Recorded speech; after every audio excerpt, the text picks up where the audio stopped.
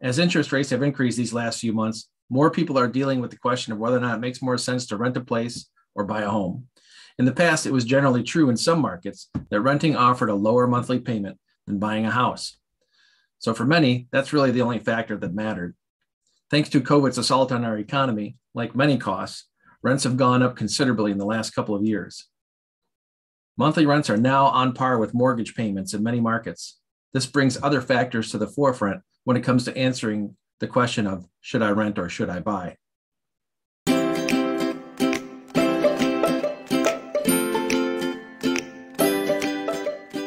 In this video, I will identify some of the common pros and cons associated with renting versus buying.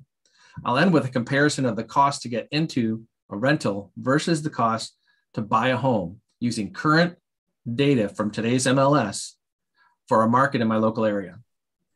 Let's start by looking at some reasons somebody might choose to rent versus buy a home. First of all, you have none of those expensive maintenance or repair costs. Those are covered by the owner of the property. Maybe you're looking for access to some amenities, like a home or a community that has access to a golf course or some tennis courts. Or maybe you're looking for some water access to a lake for water sports and fishing. Another reason people may choose to rent versus buy is it's easier to change your location. If you're looking to move up or downsize, or if your job relocates you often, it's a lot easier to be in a month-to-month lease situation rather than having to buy and sell a home every time you need to change locations. Another popular argument in favor of renting versus buying is that you don't have to pay property taxes or pay for certain utilities if they're included in the rent. That may or may not be true, but in many cases, your landlord is just simply getting that out of a higher rent from you, so you really are paying property taxes and utilities. What about that huge down payment you don't have to come up with if you're not buying a house?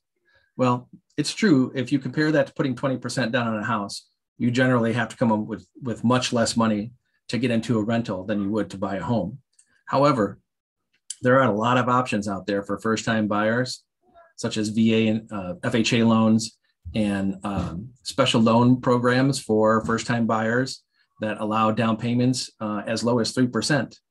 Add to that the availability of down payment assistance, and now all of a sudden, that huge amount of money you have to come up with to buy a home is whittled down to a very small amount, comparable to what it would take to get into a rental. Now let's take a look at some reasons to buy a home versus rent one. There's a certain amount of stability for you and your family that come with owning a home. You put down roots. You get to know all the shopping and recreation destinations. You make relationships with your friends and your neighbors that are now a part of your life.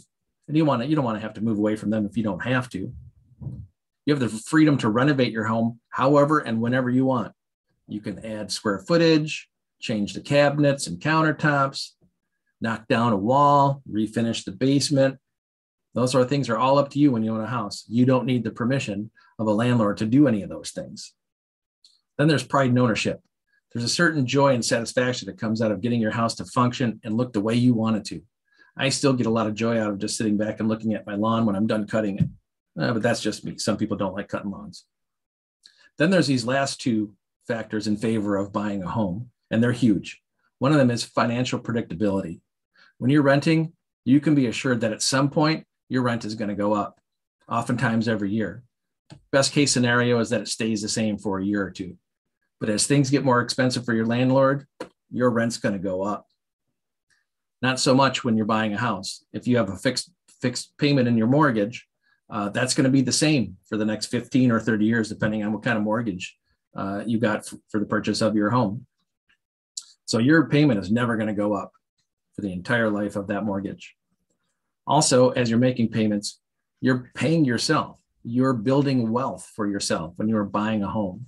Every time you make a payment and you decrease the principal owed on your mortgage, that's money you can always get back at in the form of a refinance or the sale of your home. So you're becoming more wealthy as you're buying a home. Of course, when you're renting, you don't get that. You're just handing your rent over to your landlord, and he's the one that's getting more wealthy. Okay, now the part I've been waiting for. Let's take a look at some real current data from today's market, October 22nd, 2022, comparing the cost to buy versus rent in a market in our local area. Okay, what you're looking at here on the screen is some information I pulled off of the multi-list service this morning before recording this video for homes that are approximately 1,000 square feet located in Lincoln Park, Michigan, market right in my service area here, Downriver, Michigan. And this information is from the last 90 days. And the average monthly rent for those rentals was $1,400, this number you can see here. And now I know sometimes rents involve utilities as well. So we'll just knock off a couple $100 for one or two utilities that are included in the rents. So using that estimate for the rental part or the utility part of the rental payment, that would leave $1,200 solely to renting the space that you're living in. And most commonly, renters will require 1.5 months rent upfront to get into the lease, which would be the equivalent of a down payment. So based on $1,400, that would be a $2,100 upfront cost to get into the lease. Now let's look at the buying information from the same area, Lincoln Park, same size houses for the last 90 days. The average sold price during that time was $130,500. We're going to look at a 3% down payment because we're going to take advantage of some of those loan programs that are out there for first-time buyers. 3% down payment on that average price would be $39.15. Closing costs for most loans that you would get approved for a mortgage can be no higher than 3%. So we'll use the maximum just to be conservative. That would be another $39.15 upfront that you would have to come up with to get into a house in this area. So that means due at closing, $700 to $830. However, with down payment assistance programs that are out there, you can have almost all of that covered by the down payment assistance. Those programs will typically require you to come up with some amount of money. And for the Michigan State Housing Development Authority down payment assistance program, they require you to come up with at least $1,000 towards your closing costs. So they would cover $6,830 of the $7,830. So let's see what it looks like to get into a home in the area. That's out of the way. So you'd have to put $1,000 down of your due at closing costs, and your monthly payment based on $3,000 taxes and $1,500 a year for home insurance, plus the 1% PMI you have to pay towards or every month when you have less than 20% equity in your home. Your payment would be about $1,300. So comparing apples to apples, we're looking at a payment that's about the same as a rental payment.